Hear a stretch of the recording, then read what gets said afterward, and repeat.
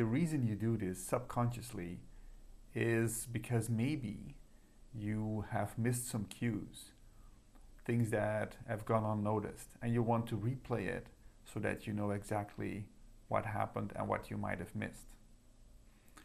But when you look closer, then in fact, mostly throughout the day, you are thinking, you are looping something. There is some mental activity going on subconsciously and automatically, like as a surplus of your life. So you're doing the things that you're doing throughout your day, and then as a surplus, as an extra, besides what you're doing, there is the mental looping, the mental activity that goes on. And the mental activity does not necessarily have to be about what you are doing, actually. Because you're always doing something during your day. And the mind could be aiding what you are doing. But that's not always the case. In fact, usually, the mind is not involved with what you are doing. The mind is on its own or as a separate energy consumption, spinning around and imagining on its own. And so what is it imagining about? It imagines about the past, about the future, and just romanticizing about things. And when you look at it for a second, then you see that most of the things that the mind is doing does not actually make a lot of sense. It's not actually productive, or it's not going to do you any good. It's not going to help you in your life or whatever. It's more just mental noise that happens automatically. Have you noticed that? I'm sure you do.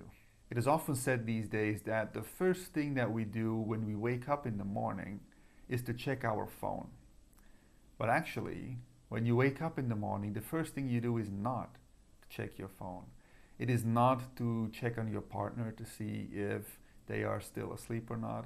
It is not looking outside the window to know what weather it is today. But the first thing you do when you wake up in the morning is you start thinking. Have you ever noticed that? If you have had a period in your life where you were depressed, when you felt really bad about the things that were going on in your life at that moment, then you have noticed that the best time of your day is actually in the morning, just when you wake up, right before you start thinking. Because right before you start thinking, you feel good. But the moment the thoughts come in, the thoughts that fuel your depression, your feeling so bad, when they kick in, the bad feeling starts and it goes throughout the day. This is depression. So the first thing we do in the morning, after we wake up, the first thing is we start thinking. The mind loop starts. Because again, it doesn't all make sense what we're saying, what we're thinking. It's just mental, habitual activity. And it goes on throughout the day, doesn't it? It just keeps on looping and doing its own thing, independent of what we are doing in our day. And now this internal looping of mental activity is not as innocent as maybe you think it is, because it is devouring energy. It consumes a lot of energy to keep on thinking that way, and it keeps your life always in the same patterns, because this looping, although it might not be rational or really seeming to have any validity to it, sometimes it does, sometimes it doesn't, but it is repeating itself. It is conditioned mental activity, and that conditioned mental activity creates what you experience in the world and what you engage with and how you engage and so on. And so your life stays the same. Everything in your life repeats itself into different forms. So you might meet different people all the time, but you are going to engage with and stay in contact with and so on with the same type of people. Or you're going to elicit out of different people the same kind of things. You know somebody like this. You know somebody that says, I always date the wrong guys. I always get cheated on. I'm pretty sure that this next guy is kind of nice, but at one point he's going to cheat on me because all guys do. You know these people? That's just one example. But people like this, they have that underlying belief, that underlying mental knowing that this is what guys always do. And so some way or another, they make sure that life reflects that to them because they believe in that. So that is also what this mental conditioning does, this constant mental activity. It creates the same kind of experiences all the time. And it devours energy. But now when we look at it a bit closer, then you are not actually always having this independent mental activity going on throughout your day. It's not always the case. It's not the case when something in your environment, so in your work, in your school, in your private life, something is demanding your attention. Something is saying, I need your full attention right here, right now, to do this thing, like all of it, all of your attention, all of your consciousness. When this happens, then you are not having that mental loop, isn't it? You're not mentally, independently going through all of that mental activity. Because something in your environment is demanding your attention. But the moment that the demand goes away, then you do things habitually, like on automatic pilot or semi-automatic pilot, and then the mind does its own thing again, right? So why is this? Why is it that we need an external reason in order to not have that mental looping going on? Why is that? Could it be that the reason is just habitual? That we just have the habit of continuously thinking mindlessly, that is just a momentum that goes on. Could that be? Well, if I ask you right now that while you are watching the screen and hearing my voice, that you can also be conscious of your breathing, your lungs and your chest going in and out, or your belly, whatever is most obvious, going in and out while you are breathing and listening and watching the screen. Can you do that? Yes, you can. Now, is it difficult? Does it require so much energy for you to just notice your breathing? No, it doesn't.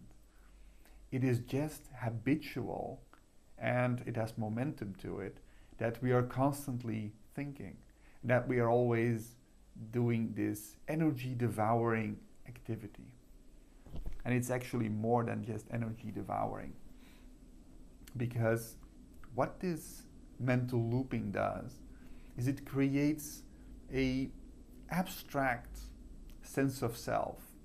And this abstract sense of self is the very thing that blocks the beauty and the validation of living this life to be experienced. So many people are looking for meaning, or looking for validation, looking for what makes life worth living. But they don't know that there's nothing that they need to find in the future, but that there's something in the way.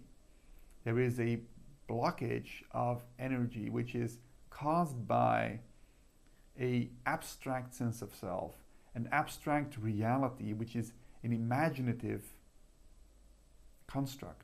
When that abstraction is seen, then you can live without the abstraction and using the mind as the tool that it is. You see, the mind creates the division between you and life. If you have the feeling that you are an entity living in life, that is the mind's creation. The mind creates that division, and that division then is the culprit of going on the search for meaning, wholeness, completion, love, and beauty. And the reliving of past conversations, looping in the mind, is a perfect example of how the mind is a separate, like, energy consuming mechanism that goes on alongside our consciousness of life and our dealing with life. The reason it happens is a habit that we're unconscious of that has momentum to it. That momentum means that we don't have to consciously put it in motion. It does that all by itself.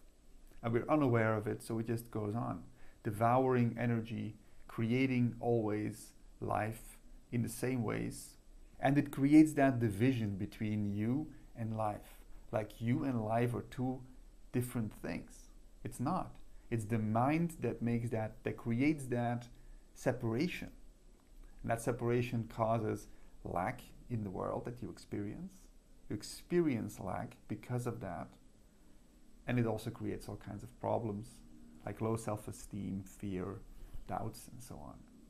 But just like you can become aware of your breathing right now, you can become aware of life in its fullness. So without the mental activity, without having a part of your energy going into the mind and just imagining, just like that, just like you can become aware of your breathing right now, you can become aware of life in its completion and have all of your energy go into living of life instead of having it partially into mind creations, into mentally looping. It's just a habit with a momentum to it. So if you like this video, then consider following for more of the same type of things in the future.